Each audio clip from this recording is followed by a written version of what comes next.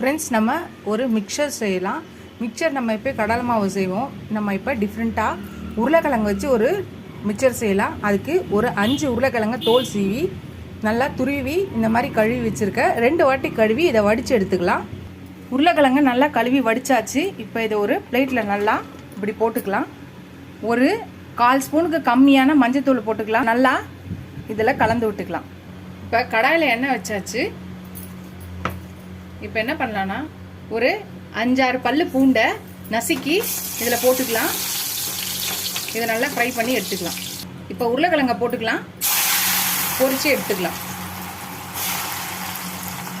நல்லா வேகட்டும்.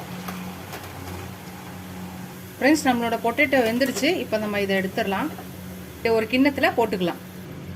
இப்போ கொஞ்சம் வேர்க்கடலையை போட்டு பொரிச்சுக்கலாம்.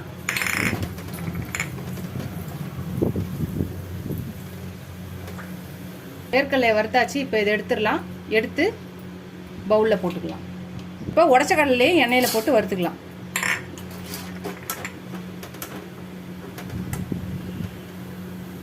உடச்ச கடலை எடுத்துடலாம். வறுத்துருச்சு. எடுத்து பவுலில் போட்டுக்கலாம். கொஞ்சம் கருவேப்பிலையும் ஃப்ரை பண்ணிக்கலாம். கருவேப்பிலையும் பவுலில் போட்டுக்கலாம். இப்போ என்ன பண்ணலான்னா, இப்போ ஒரு 1/2 ஸ்பூனுக்கு காஷ்மீரி சில்லி பவுடர் போடுறேன். ஒரு 1/2 ஸ்பூன் சால்ட்டு போடுறேன். இப்போ எல்லாத்தையும் கலந்துக்கலாம்.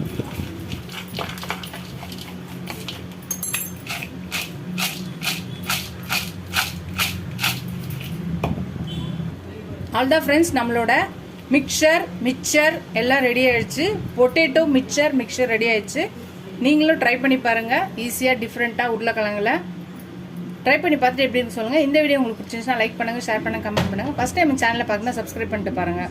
இதோட அடுத்த வீடியோவில் அடுத்த ரெசிபியில் பார்க்கலாம். Tata, bye bye friends.